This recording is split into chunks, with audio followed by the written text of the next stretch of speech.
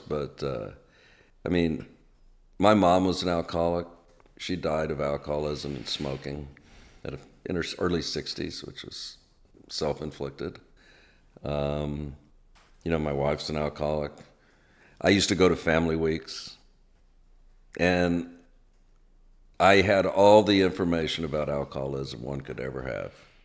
I was at the best family weeks. I was at Karen. I was at TRC in Atlanta.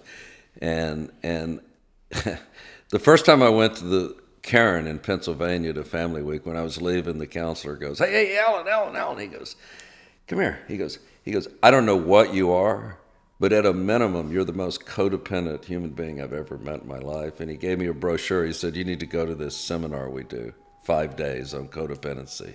Breakthrough.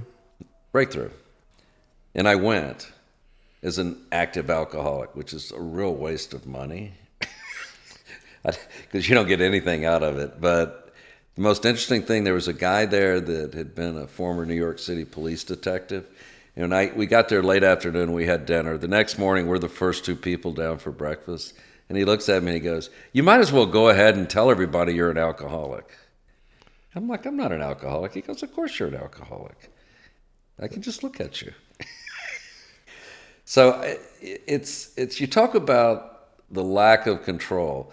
I knew what I was for a decade, maybe more. And my response, I remember driving back from that family going, someday I may have to watch my drinking. That's what I got out of it, delusional. So I knew all this was coming. And I kind of made a subconscious yet conscious decision. I was going to let it play out.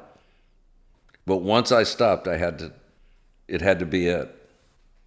Because I had watched the pain of relapse and how it's worse every time in my own house. And I just said, I don't want to go there. So when I give it up, I'm giving it up. I'm all in. And it's important to be all in when you go to rehab, to get everything out of it you can, and to walk out of there with a program, because we need help. Alcoholism it's undefeated. All we do is buy time. You're sober a day at a time.